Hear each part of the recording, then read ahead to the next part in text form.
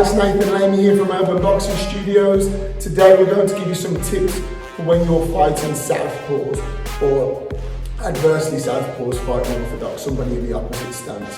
Hopefully this will help you if you're struggling in your sparring or struggling to understand the best way to deal with a southpaw. Okay, the first simple tip, the first thing that I want you to work at, very simple. When you're fighting somebody in southpaw, their lead leg, their right leg, is going to be near enough standing on your toes.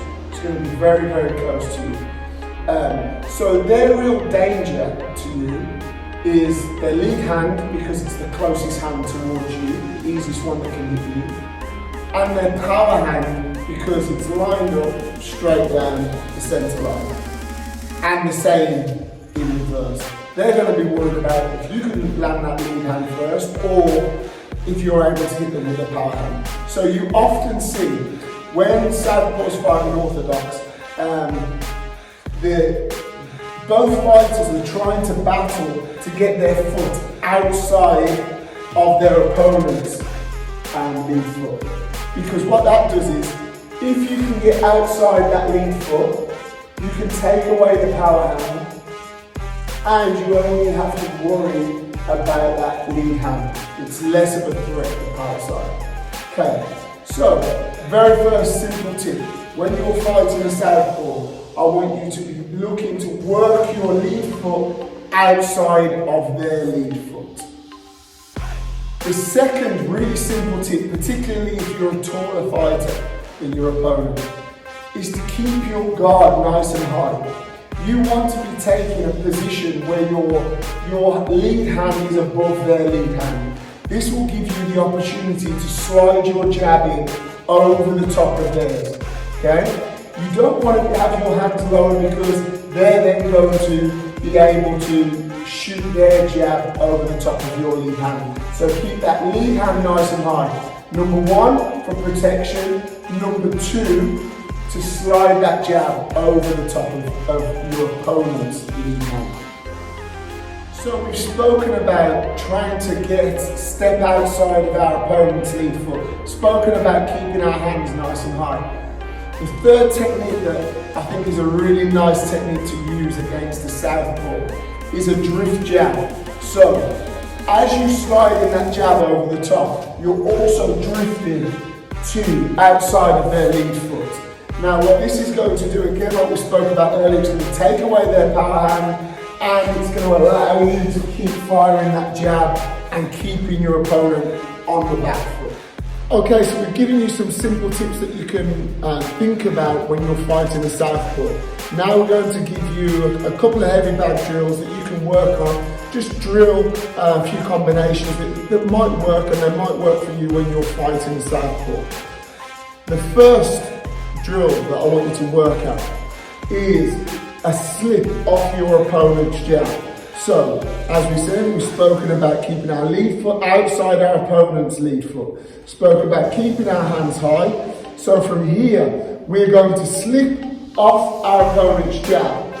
From there, we're going to fire an uppercut underneath their jab. So slip, uppercut, and from here, we're going to pivot across. Okay? So it looks like so. We're going to slip, uppercut, and cross. Slip, uppercut, pivot, cross. So, the uppercut fires underneath the jab. The pivot on the uppercut gives us a nice position of superiority, and the cross follows up off the uppercut. Okay, the next drill, you might want to practice the first part of this drill with a partner and a partner drill. And your timing has to be really good to do this one. Okay, so if your timing is right and your opponent jabs from a good solid position where your hands are above your opponent's hands, you can actually fire your jab and check your opponent's jab down, okay? By timing their jab as it comes out, and then firing your jab over the top. So from here, you're going to check and fire you're going to overhand, hook cross, okay? As you hook, I like to work to the left outside of my opponent's lead leg also, so there's like a slight pivot on the hook. So check, find your hand, overhand, cross. For our third drill today, we're going to slip outside of our opponent's jab. As we slip outside of our opponent's jab, we're going to send the cross down the middle. Watch how my lead foot steps out.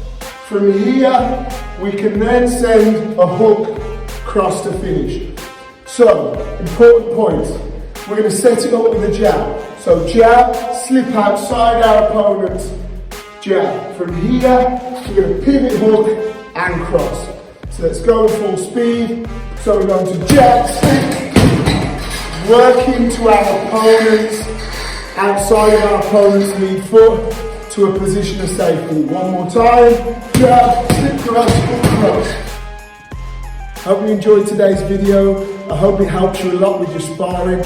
Also gives you something to work on the heavy bag.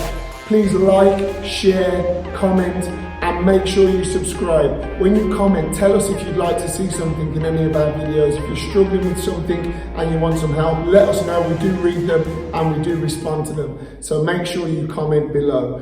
Look forward to seeing you again soon.